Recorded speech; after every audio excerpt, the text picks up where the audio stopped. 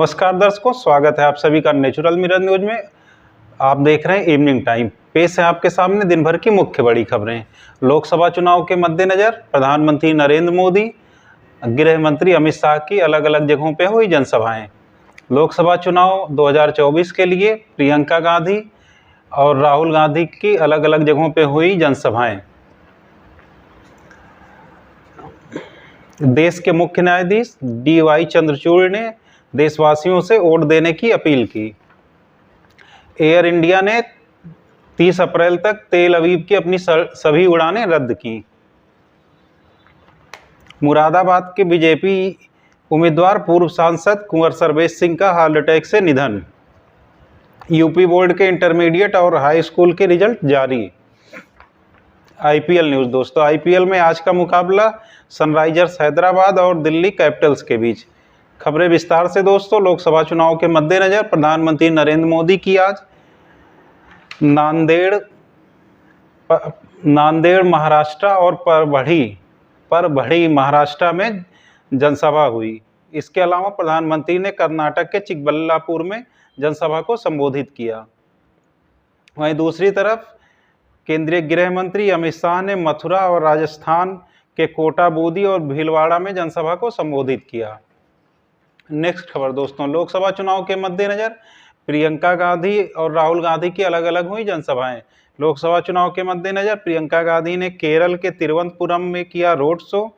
इसके अलावा पठानमथिट्टा में किया जनसभा को संबोधित। इसके अलावा चलकुडी में भी जनसभा को संबोधित किया। वहीं राहुल गांधी ने अमरोहा में सपा मुखिया अखिलेश यादव के साथ संयुक्त जनसभा को संबोधित किया। इसके अलावा राहुल गांधी ने बिहार में भी जनसभा को संबोधित किया। नेक्स्ट खबर दोस्तों, एयर इंडिया ने 30 अप्रैल तक तेल अवीव की अपनी सभी उड़ानें रद्द की। मध्य पूर्व में ईरान और इजरायल के बीच चल रहे तनाव को देखते हुए एयर इंडिया ने तेल अवीव की अपनी सभी उड़ानें 30 अप्रैल तक के लिए रद्द कर दिया है। एयर इंडिया ने बताया कि जिन्होंने पहले से टिकट बुक किया था उनको व्यवस्थाएं दी जा रही हैं। कंपनी उनको इसकी सूचना दी गई है तथा अगले तिथि में उनको यात्रा करने की सलाह दी जा रही है। इसके लिए कोई अलग से शुल्क दे नहीं होगा। कंपनी ने यात्रियों और स्टाफ की सुरक्षा को लेकर के यह फैसला लिया है। एयर इंडिया ने बताया कि यात्रियों को टिकट कैंसिल करा करके दूसरे डेट में यात्रा करने की सुविधा दी जा रही है। नेक्स्ट खबर दोस्तों, मुरादाबाद के भाजपा उम्मीदवार पूर्व सांसद कुंवर सर्वेश सिंह का हुआ हार्ट अटैक से निधन। मुरादाबाद के भाजपा उम्मीदवार पूर्व सांसद कुंवर सर्वेश सिंह का हार्ट अटैक से निधन हो गया। वह 2014 में लोकसभा के सदस्य निर्वाचित हुए थे। 2019 में वह सपा के एसटी हसन से चुनाव हार गए थे। कुंवर सर्वेश सिंह ठाकुर द्वारा सीट से 5 बार विधायक भी रहे हैं। वह लंबे समय से बीमार चल रहे थे। नेक्स्ट खबर दोस्तों, यूपी बोर्ड के इंटरमीडिएट और हाई स्कूल का रिजल्ट जारी हुआ। यूपी बोर्ड ने इंटरमीडिएट और हाई स्कूल का परीक्षा परिणाम घोषित कर दिया है।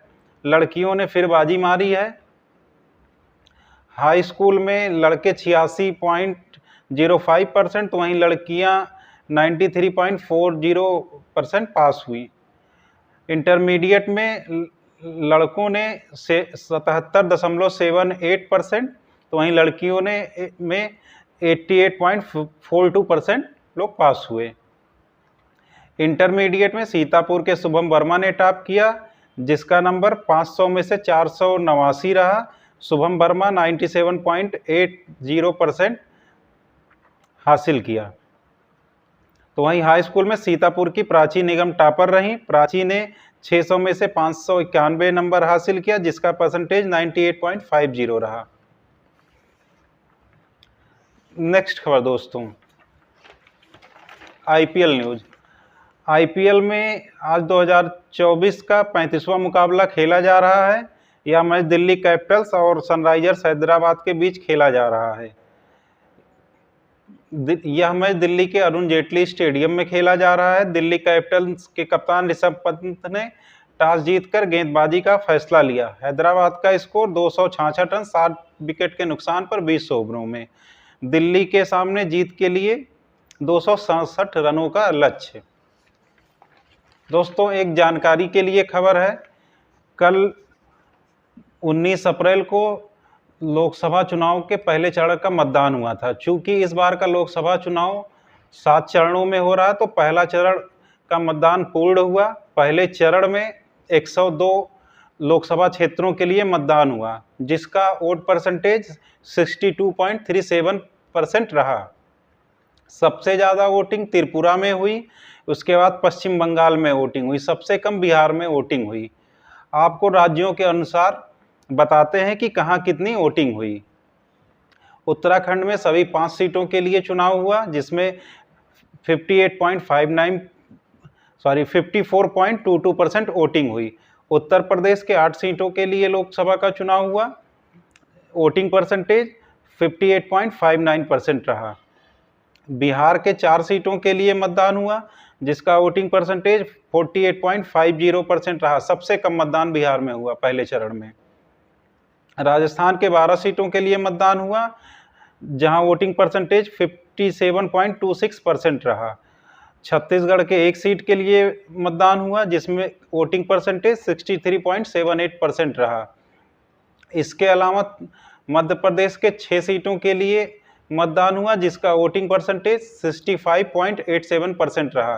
तमिलनाडु के लिए सभी 39 सीट, तमिलनाडु में 39 सीटें हैं लोकसभा की, और सभी 39 सीटों के लिए मतदान हो गया, जहां वोटिंग परसेंटेज 72.09% रहा। महाराष्ट्र के 5 सीट के लिए मतदान हुआ, जहां वोटिंग परसेंटेज 56.34% रहा। पश्चिम बंगाल के 3 सीट के लिए मतदान हुआ, जहां वोटिंग परसेंटेज 77.57% रहा। मेघालय में 2 सीटों के लिए मतदान हुआ, जहां वोटिंग परसेंटेज 74.33% रहा। मिजोरम में 1 सीट के लिए मतदान हुआ, जहां वोटिंग परसेंटेज 54.23% रहा। अरुणाचल प्रदेश के 2 लोकसभा सीटों के लिए मतदान हुआ, जहां वोटिंग परसेंटेज 67.29% रहा। मणिपुर में 2 सीटों के लिए मतदान हुआ, जहां वोटिंग परसेंटेज 69.18% रहा।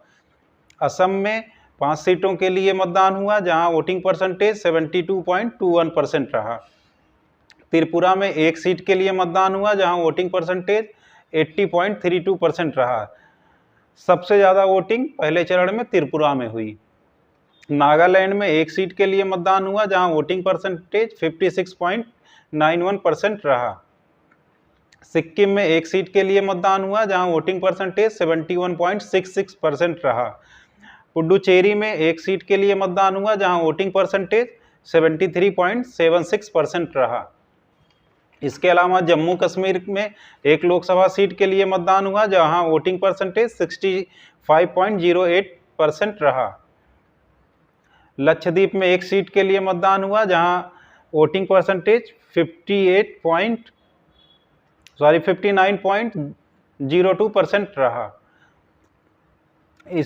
इसके अलावा अंडमान निकोबार द्वीप समूह के 1 सीट के लिए मतदान हुआ, जिसका वोटिंग परसेंटेज 56.87% रहा।